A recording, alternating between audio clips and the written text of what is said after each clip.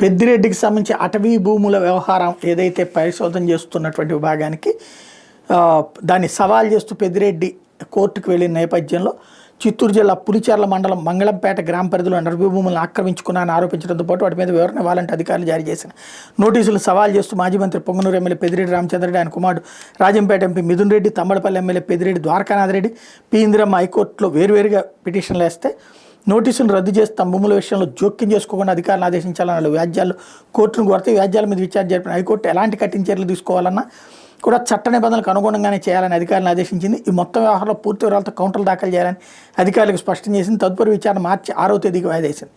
మేరకు న్యాయమూర్తి జస్టిస్ గన్నమనేని రామకృష్ణ ప్రసాద్ గురువారం మధ్యంతర ఉత్తర్వులు జారీ చేశారు. మంగళంపేట గ్రామంలోని సర్వే నెంబర్ 296/2లోని 18.94 ఎకరాల భూమి మీద పెద్దిరెడ్డి ద్వారకానాథ్ రెడ్డి, సర్వే నెంబర్ 295/1లోని 15 ఎకరాల మీద పెద్దిరెడ్డి రామచంద్రారెడ్డి, 295/1సిలోని 21 ఎకరాల మీద మిథున్ రెడ్డి, సర్వే నెంబర్లో 295/1బిలో 10.8 ఎకరాలు 295/1డిలో 89 సెంట్లు 296/1లో 9.11 ఎకరాల భూముల విషయంలో ఇందిరమ్మ పిటిషన్లు దాఖలు చేశారు. వీళ్ళ తరపున సీనియర్ న్యాయవాది సివి మోహన్ రెడ్డి వాదనలు వినిపించారు.